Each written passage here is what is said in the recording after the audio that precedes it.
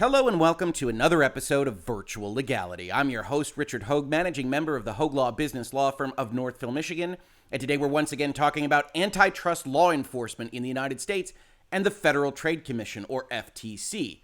Now, instead of talking about the FTC and Microsoft times Activision, which we've been focused on here in Virtual Legality, today we're actually going to be talking about the somewhat forgotten deal that also happened earlier this year. Sony purchasing Bungie for just under $4 billion.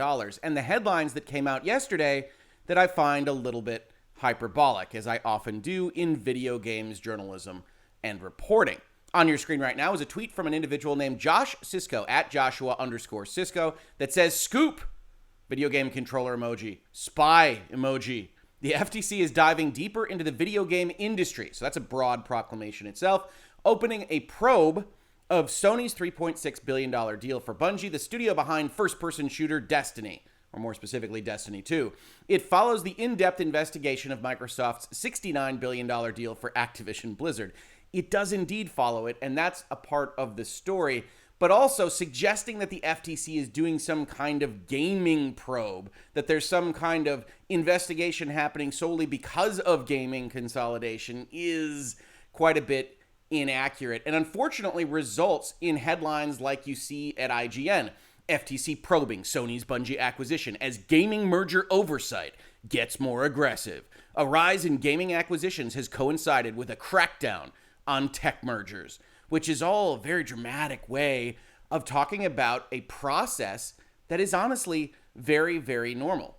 The information says the following. The Federal Trade Commission has opened an in-depth investigation of Sony's proposed $3.6 billion takeover of Bungie, the gaming studio behind Destiny and Halo, according to people familiar with the matter. Anonymously sourced. Have to take it with a grain of salt, but there's really no reason to lie about these kinds of things. While the FTC may not be able to block the deal, its decision to review it is the latest example of how aggressive the agency is becoming in reviewing mergers. And again, I say yes and no. We're going to talk about it in this video. IGN gives us a little bit more.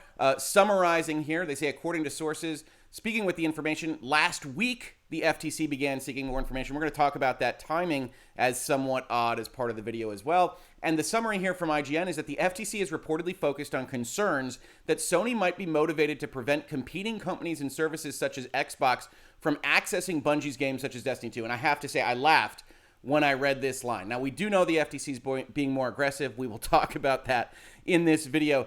But just reading it with my understanding of antitrust, knowing precedent as I do, consumer welfare standards, competition, everything else, the notion that Sony buying one game away could be anti-competitive to what is a competitive industry with, as here noted, Xbox having a strong position as well as Nintendo is honestly baffling. Which also goes to suggest that this isn't necessarily part of a large crackdown, but instead is in connection with Microsoft and Activision's much larger purchase. Right? When you're talking about $70 billion, I said in the video that I talked about the initial press release in that it was almost a guarantee that we were going through significant regulatory review on this, a guarantee that was backed up by the press release that Microsoft and Activision put out that said, we're going to finish this sometime next year. In all likelihood, that's giving space for the FTC, or the Department of Justice, to review their deal. We didn't get a similar timing framework in the Sony Bungie announcement because it was unclear whether anybody would step in.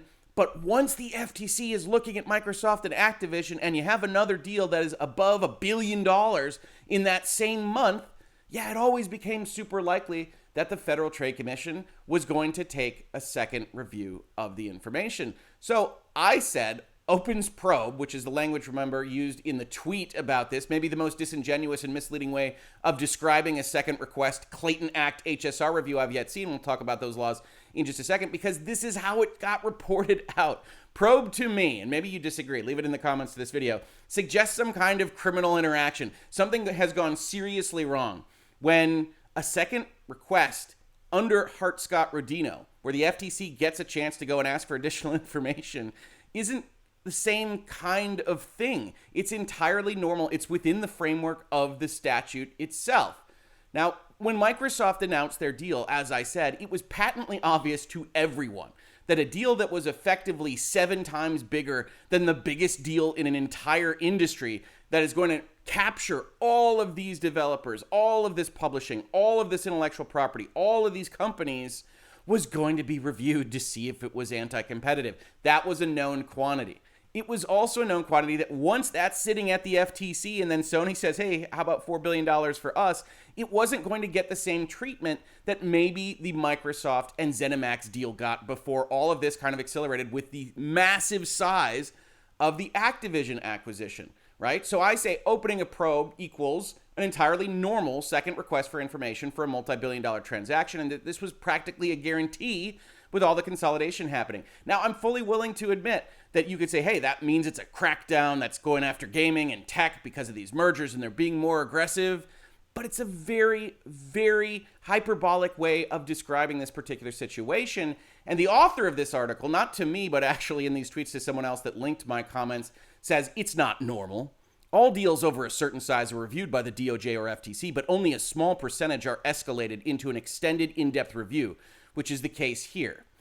And now we start to have debates about what is normal. But I'm going to talk to you in this video about why I think you shouldn't panic about this deal and that it seems entirely normal to me. I've already told you a little bit about it, which is to suggest that once Microsoft is sitting at the FTC, these other deals at that size coming in were always likely to also get reviewed, if in the interests of looking fair by that regulatory agency and nothing else.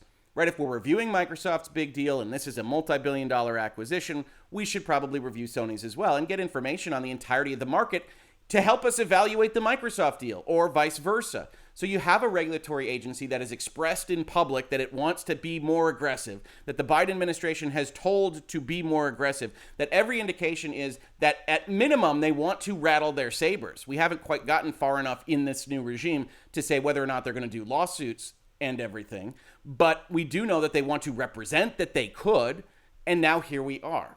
Why is probe bad language? Well, we could see it in another pretty obvious, likely second review scenario, and that's Elon Musk, another popular figure here in Virtual Legality. Musk faces FTC antitrust review on Twitter alongside stock probe. And this is from the Denver Gazette. I think Bloomberg also reported it very similarly. Yes, you see the byline for Bloomberg News here. And the basics of this are he's going to face normal FTC review. He hasn't gotten to a second review stage just yet, so we don't know whether it'll extend into that area. I think Elon Musk hopes that it doesn't, of course, because it slows down transactions. But he's just going under an ordinary statutory review for now. And then when we talk about a probe, we get a sentence like the FTC is separately probing whether Musk should have notified the agencies when he acquired a 9% stake in the company in March. It's a probe about a wrongful act that could be illegal under SEC regulations, right? That could be illegal. Here, we're talking about a normal review process as to we think this deal should be modified or we think this deal shouldn't go through because X, Y, and Z. It's not actually some kind of criminal or other regulatory probe. So Elon Musk, now you know, likely to have a review process go through. I think it's actually decently likely he'll have to go through a second review process. And that's why I consider probe to be a little bit disingenuous as a description for this particular deal. The other reason, of course, is because the normalcy of the process, right? We've been here before, but we see for most transactions requiring a filing, everything over $100 million or so has to be filed with these agencies. Both buyer and seller file forms and provide data about the industry and their own businesses. Once the filing is complete, the parties wait 30 days or until the agencies grant early termination of the waiting period before they can consummate the deal. And then it could get escalated to clearance at one agency, which is really going to focus on an investigation. Then within that 30-day period, they might ask for this second request for information. It's all labeled here. This is the normal process that you go through under Hart-Scott-Rodino to get a deal reviewed by the FTC or the DOJ. Now, things get a little bit more complicated as we see in the fall of last year where the FTC is putting out blog posts like this one, making the second request process both more streamlined and more rigorous during this unprecedented merger wave that the FTC is representing to everybody that it wants to look at more stuff. Mergers and acquisitions have hit an all-time high. Mergers filed with the antitrust agencies have doubled from 2010 to 2020 to nearly 2,000 deals a year. This merger wave, which includes anti-competitive transactions that should have never been contemplated, has taxed federal antitrust agencies. President Biden's executive order on competition also recently noted that decades of industry consolidation have often led to excessive market concentration, which has contributed to a host of downstream harms. We've talked about that line from his executive order before, but that's the world in which the FTC is operating. And then things get a little worse for anybody making mergers and acquisitions decisions from the tail end of last year through this 2022, because the FTC goes out and basically says 30 days, well, here's a report from the National Law Review on October 4th of last year. Citing a shortage of resources to respond to a tidal wave of merger filings, the Federal Trade Commission has begun sending letters, called warning letters, to the parties to many mergers and acquisitions that it has not completed its antitrust investigation of the transaction during the waiting period under the Hart-Scott-Rodino Antitrust Improvements Act. Further, the FTC has declared that it will continue that investigation after the expiration of the waiting period, and that if the parties close the transaction before the FTC completes its investigation, they do so at their own risk. So everything I just told you about this timing, hey, we only have 30 days to do this, it's not real. The statute says 30 days. The statute says, hey, this is the time period in which you have to approve this. But as I said before, these agencies aren't actually approving deals. They're just letting them go through. So here the FTC sends a letter out towards the end of the 30-day period, says, hey, we're not done yet. Move at your own risk. And most deals are not going to move forward. That's why, and a number of people ask me this, you see, hey, that was announced like right at the start of this year. How is it May that they are now getting a second review request? And the answer is this. The answer is the FTC took a long time to decide whether they were going to ask for this information because they were evaluating things. It also suggests to me, and this is pure speculation, that they maybe weren't going to pull the trigger on this second review request because, as I said, reading the IGN article, much of their understanding, at least as summarized in the information in IGN, wouldn't suggest an antitrust issue here, right? That buying a single game developer to have a game on your system is not any different than even getting a temporary exclusive. Certainly doesn't suggest anything anti-competitive to me, and in fact suggests a robust competitive environment where different sides are gathering different bits of content. Now you might say, hey, that's the same at Microsoft, and I don't necessarily disagree, but Microsoft obviously bought a lot more, a lot faster, and that tends to get the regulators more interested in what they're doing. So that's the timing issue. That's why we can't rely on the 30 days.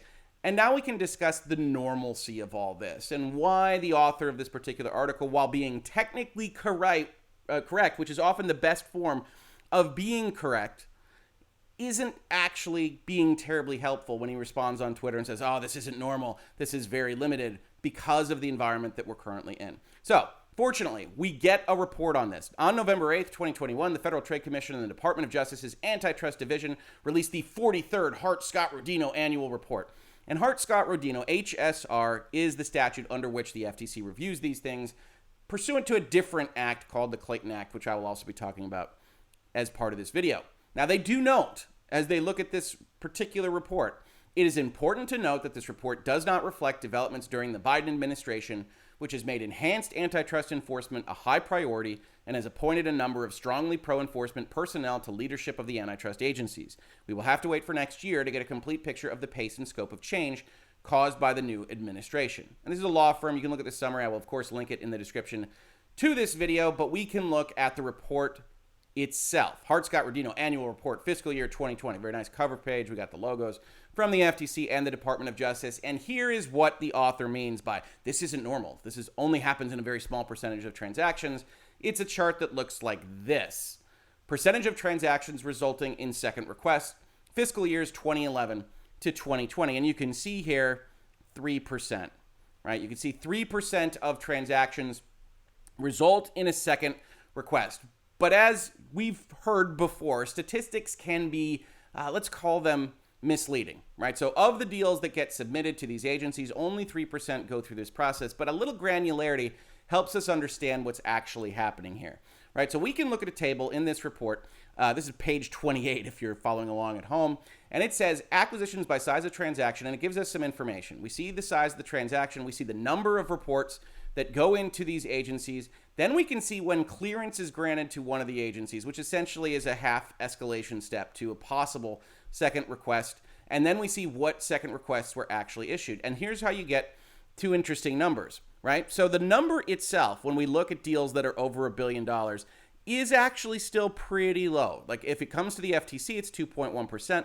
And if it comes to the DOJ, it's 4.3%. Now, in terms of the current market, I think this is actually not a terribly useful cutoff point, right? Over 1,000 million or $1 billion transactions are becoming bigger and bigger and more often happening in the marketplace itself. So 234 in this category, maybe not super useful when we're comparing a $3.6 billion transaction in Sony and Bungie to a $1 billion transaction in a different industry to an almost $70 billion transaction from Microsoft and Activision. And I say that because if we watch these numbers go up, you can see that there's significant increases in the amount of times that there is a second request, right? You start at 0 because these folks don't even have to file. So these are voluntary filers that are just looking for a guarantee that there isn't a problem.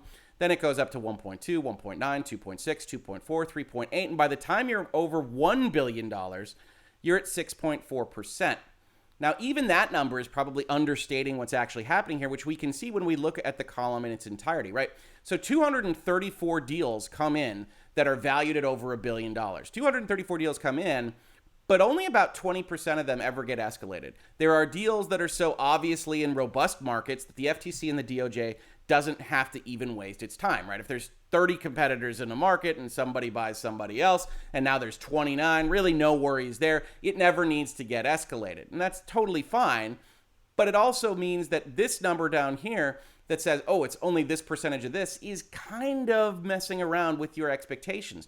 By the time you get here, and basically all the gaming deals that are north of $1 billion wind up in the clearance granted stage that we have seen, at least, right? We're not behind closed doors at the FTC or anything like that, but we get inklings that the FTC is looking at them, right? Elon Musk just got clearance granted, it sounded like, from the Bloomberg reporting. FTC is now looking at his deal, so he's in this column. And if you look at only this column, then you get a different understanding of what's happening, right? FTC is looking at your deal, 27 of them over this period of time, and out of those, they issued a second request in 5.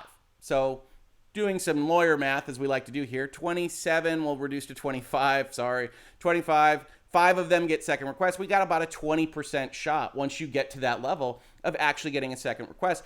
And because we can look at this, we know that that number goes up when you have more and more dollars at stake, because realistically, that's representing a bigger potential threat to competition because you are consolidating a bigger chunk of whatever market you're talking about as that dollar amount goes up. So when he says it's not quote unquote normal, I'm going to grant him that technically, right? That most deals go through just fine. We knew this about this even every other time we've talked about it here in Virtual Legality. But when they start to get actually looked at, which video games are, then you get second requests at a pretty decent clip. And when you have a deal right on the heels of a absolute industry-changing size deal in Microsoft times Activision, it was always pretty much guaranteed that the Sony Bungie deal was going to get reviewed in the interest of comedy, in the interest of fairness, in the interest of collecting information about the market. And so I just don't want to see headlines and outlets and everyone else assume that this is some kind of big sea change or to panic about it, right? Because at the end of the day, the FTC still has to find a significant problem with competition to do anything, right? This is the Clayton Act. This is what they're actually empowered to be reviewing in an HSR review. No person engaged in commerce shall acquire the whole or any part of the stock or other share capital of another person engaged in commerce where the effect of such acquisition may be substantially to lessen competition or to tend to create a monopoly. Does anyone think that Sony buying Bungie creates a monopoly? No? Great. Does anybody think that Sony buying Bungie, quote unquote, substantially lessens competition? Now, there you might be able to say that reasonable minds can differ, but I will tell you this. If the FTC moves to block Sony buying Bungie, we got real problems in Microsoft and Activision land. And I think Microsoft and Activision is still likely to go through. Sony and Bungie has almost no chance, in my mind, of getting overturned by the FTC or any other regulating body. There really isn't a chance of that at all. I think that this is the FTC saber rattling a little bit, going along with being more aggressive. This is technically tech companies, Sony and Bungie, but realistically all in the shadow of Microsoft and Activision. So when I look at language like this, diving deeper into the video game industry, not technically wrong, but sounds more impressive than it actually is. Opening a probe, I guess not technically wrong, but when you're following the statutory criteria in a manner that I predicted 1,000 times in Virtual Legality and no one should be panicked about, I find that kind of nomenclature also hyperbolic and problematic when you're talking to lay people that are going to read this stuff and get concerned about those deals. I understand clickbait. I understand getting people to read your stuff. But yes, this is a normal process, second request. There's a reason there is blogging about what a second request looks like. There's a model form of second request. This is quote unquote normal operating procedure. Even if at a 30,000 foot level, you can say, well, they only do 3%. That's right, because most deals don't even warrant any kind of review because it's so patently obvious. Here the FTC is getting more aggressive, I will grant, but probably not in any manner that people really need to stay awake at night about. If you enjoyed this episode of Virtual Legality, please consider supporting the channel. We're talking about business and law, technology, pop culture, software, video games, and more virtually every day at this point. We've got a Utreon where you can support us. We've got a Patreon where you can support us, or just subscribing, telling your friends, ringing the bell, getting engaged. And if you didn't notice, we've got a big announcement here in Virtual Legality. We're over 75,000 subscribers, which I can barely believe. So thank you to everyone that has checked out this channel. Thank you to everyone that has subscribed and found this to be a useful, entertaining, informational place to spend your limited time on this earth with me here in YouTube. And if you did watch this on YouTube, thank you so much for watching. And if you listen to it as a podcast, thank you so much for listening. And I will catch you on the very next episode of Virtual Legality. Virtual Legality is a YouTube video series with audio podcast versions presented as commentary and for education and entertainment purposes only. It does not constitute legal advice and does not create an attorney-client relationship. If you have legal questions about the topics discussed, please consult your own legal counsel.